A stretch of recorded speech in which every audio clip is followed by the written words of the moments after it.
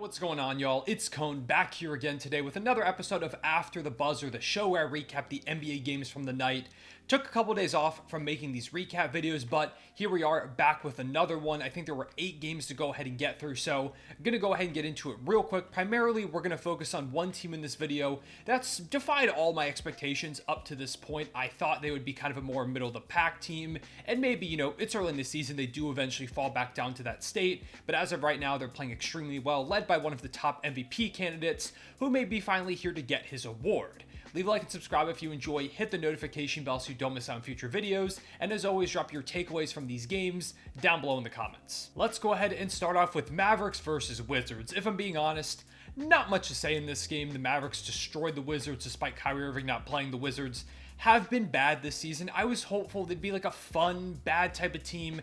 Hasn't been the case. Kuzma's playing great. I think he could be an interesting trade chip going forward this season, but Jordan Poole's been disappointing. A number of their other young guys haven't jumped off the page. Bilal Coulibaly's been really fun. He was one of my favorite prospects in the draft. Loved what he's brought to the table so far in Washington. Think his ceiling is a lot higher than people realize, but not much else to say really about Washington up to this point.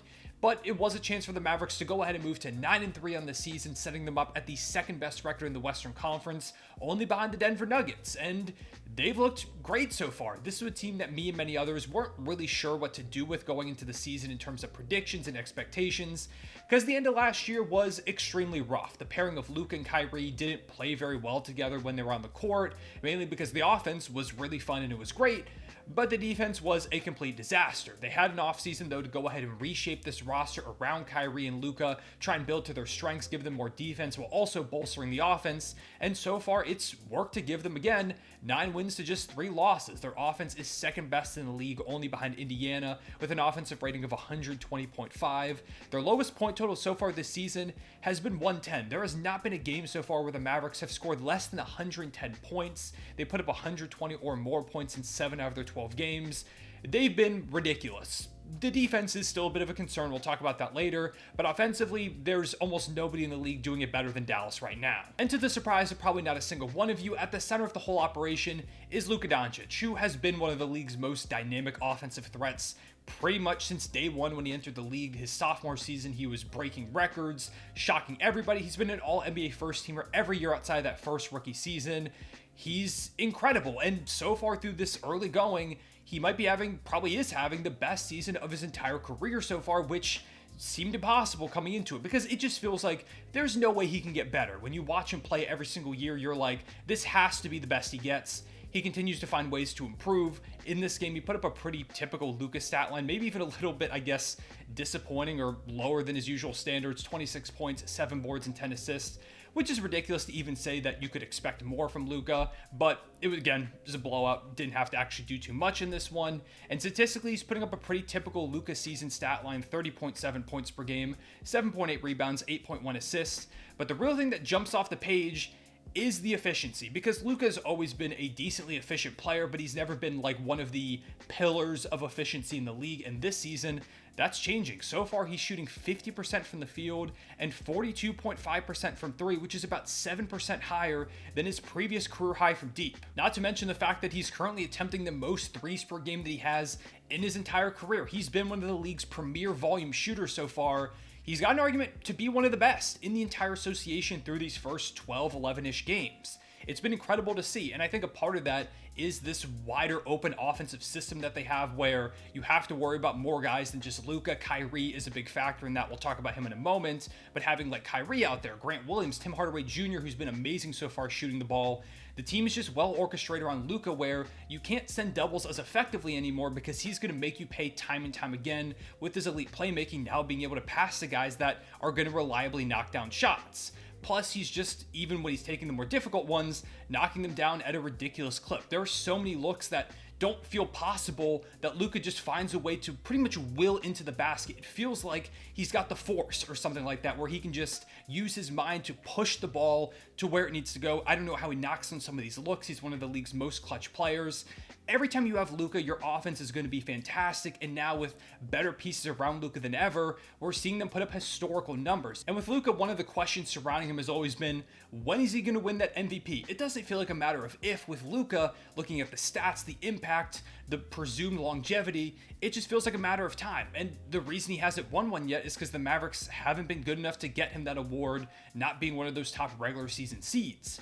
But so far, they're the second seed. It feels like this team's got a chance to be one of those better teams all throughout the season. If Luka's putting up these stats on this efficiency, I don't see any reason why Luka can't be at the forefront of the MVP race and finally get the award that, again, feels like it's just a matter of time until he grabs one. Meanwhile, Kyrie Irving is slotted in perfectly as that secondary option in the backcourt next to Luka. He's been great as a secondary playmaker as well, which they've really needed ever since they lost Jalen Brunson. He's been doing everything I was hoping he would do in this role ever since Dallas traded for him. Feels like the chemistry between those two guys has really built up. He's been great both on and off ball, getting a lot of catch and shoot looks, because if teams send a double at Luka or they're just putting a lot of pressure on him, you've now got one of the best ball handlers in the world in Kyrie Irving to go ahead and make a play for himself or someone else. The numbers don't jump off the page: 22.3 points per game, 4.1 boards, 6.7 assists. That is one of the highest marks of his career so far. 1.2 steals on 46% shooting and 40.3% from deep. Like, those are very good numbers, but they're not the typical Kyrie numbers we've gotten used to over the past few years. He's taking more of a backseat to Luka. I think when we get to the playoffs, we could see those numbers jump up, but so far he's done exactly what is needed. He's bought into this role, and it's led to a lot of success. Surrounding these two incredible guards, you're getting great play from guys like Tim Hardaway Jr., who I didn't think about too much going into the season. He's got a large contract. It felt like he might be a trade chip around the deadline to just fill some salary, but so far he's putting up 17.5 points per game on over 40% shooting from deep. He's been fantastic off ball. I feel like this is the most effective I've seen Tim Hardaway Jr. in just a non-shooting role at times. Been super impressed with him. Like, he has been integral to their success. If he keeps playing like this, I'd be shocked if they moved him. Grant Williams, who was one of their biggest acquisitions this offseason, has been fantastic. He's getting a ton of wide open looks off Luka and Kyrie and capitalizing on those, shooting 50% from deep for 11.2 points per game while being a physical defender, which they for sure need because they don't have a lot of those on this roster. Derrick Jones Jr. didn't get a ton of fanfare when the Mavs signed him in the offseason, but has been integral to their success so far as well. He's been a mainstay in the starting lineup. He's shooting 36% from deep while giving them some length on the perimeter, some decent defense, a bit of disruption in the passing lanes. I love what I've seen from him. So far, it's been one of the best seasons of his career, and it feels like he's found a real role here in Dallas.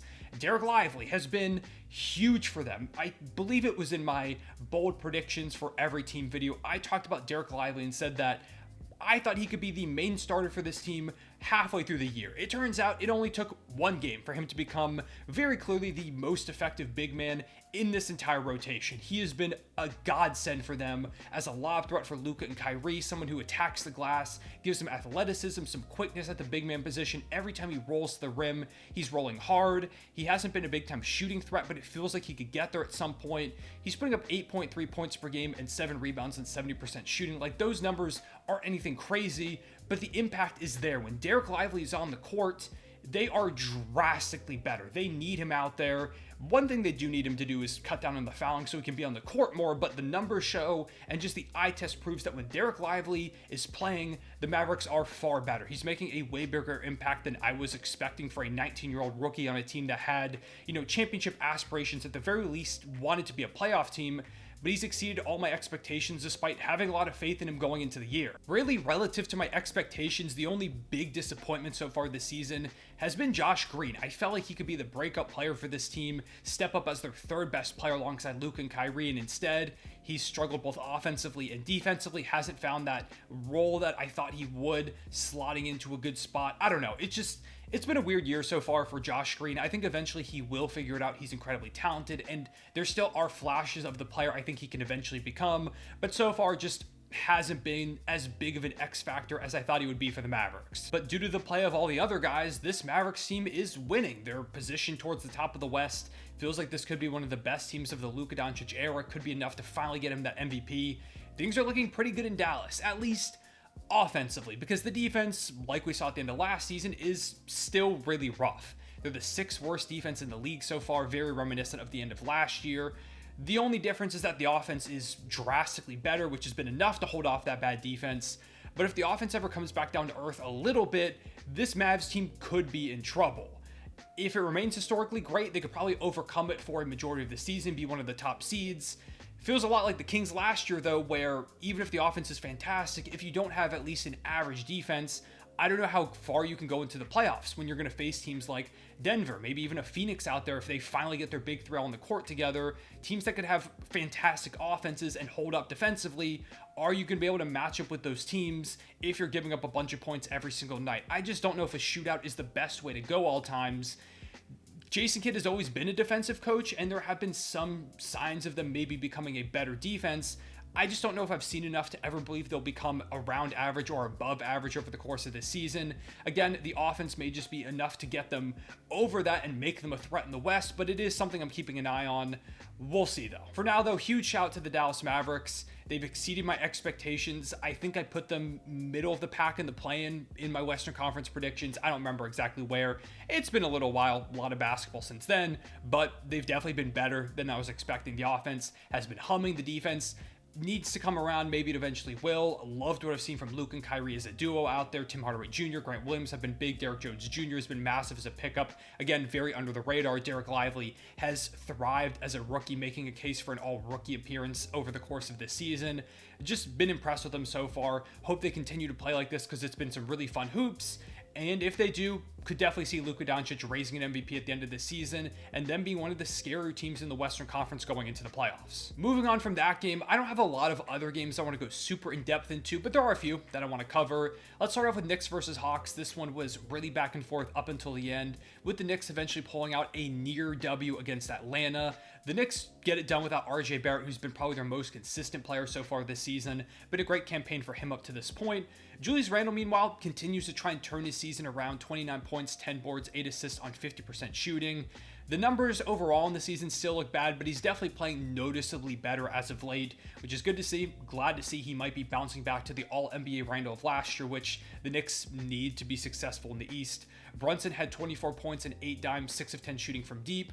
One guy I really want to highlight, though, is Mitchell Robinson. He's never going to get the recognition he deserves for how much he impacts this team, but he is so good, especially on the glass. There are very few guys who crash the glass and get their team second chance opportunities like Mitchell Robinson does. He had 6 offensive rebounds, including a couple big ones in the fourth quarter. Just always finds a way to get the ball and get the Knicks second chance points. He was one of the biggest reasons why the Knicks went ahead and destroyed the Cavs in last year's playoffs. He's integral to this team's success.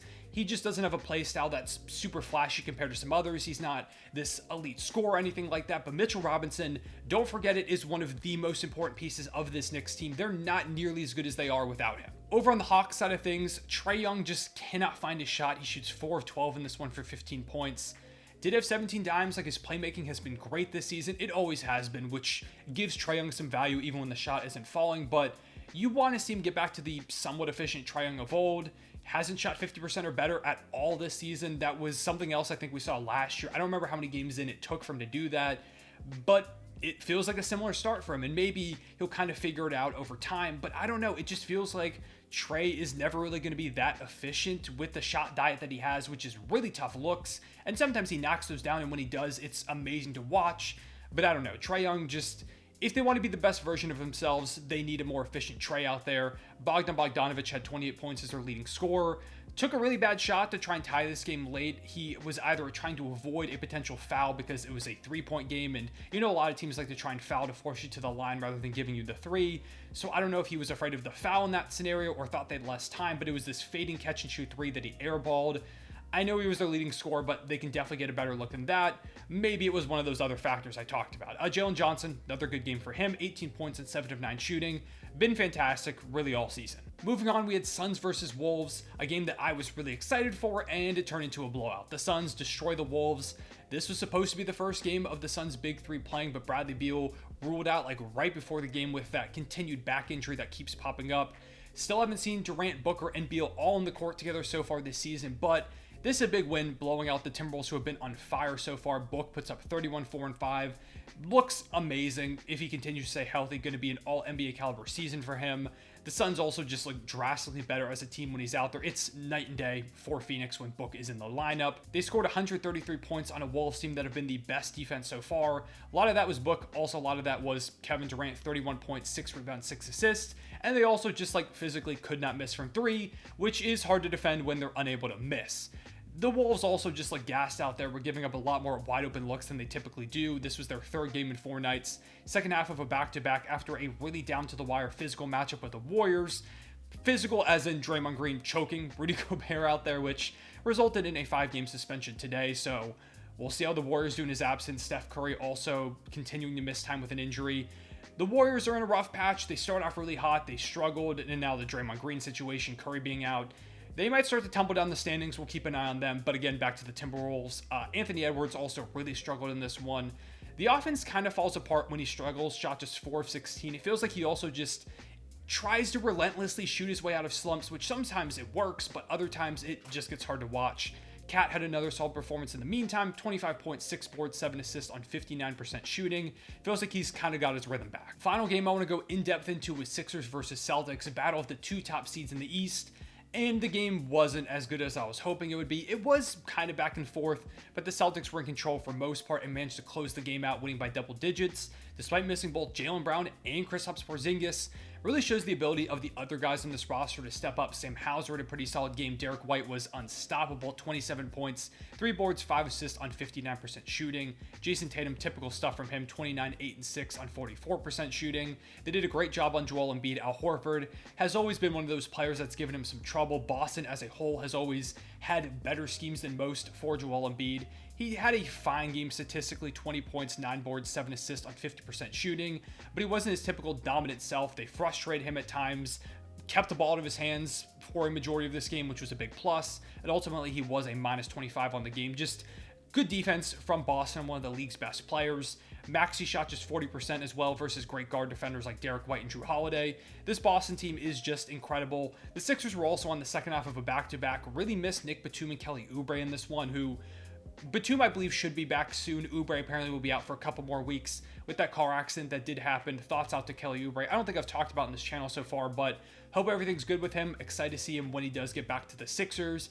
He's a big piece of this team. They need his wing offense, his ability to play off ball of these 2 guys. When he comes back, I think the Sixers are going to be better. They looked kind of stagnant in this game. I think that was both the fatigue from the back-to-back and missing those wings.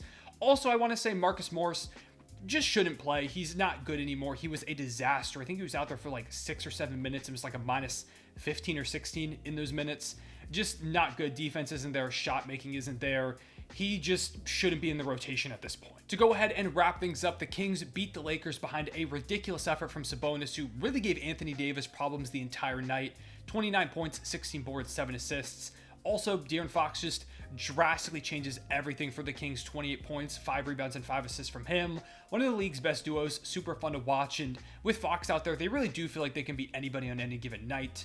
The Bucks beat the Raptors behind Dame's best game as a Buck, 37 points and 13 dimes on 50% shooting. Starting to find his rhythm a little bit in Milwaukee. Big win without Giannis blowing out the Raptors. The Magic beat the Bulls off a Paolo Banchero game winner right at the end of the matchup.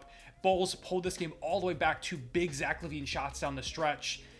It doesn't end up being enough. Please blow this thing up. We saw the reports about a potential LaVine trade coming. Again, like I said earlier, or I don't know if I mentioned it in this video or not, but I did make a Zach LaVine video the other day, so go check that out if you want to hear my thoughts on that whole situation.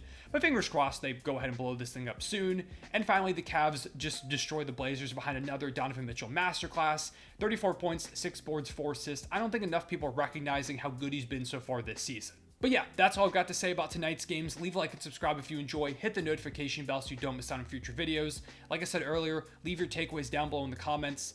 What do you think about this Mavericks team? Do you think the offense is enough to overcome the really bad defense? Do you think the defense will get better? Is this Luka's MVP year? Do you consider them a contender in the West? Would love to hear all your thoughts on Dallas down below. And of course, just your thoughts on anything in general. Love talking hoops with y'all in the comments. But for now, I appreciate y'all watching. I'll see y'all later. Real one safe back.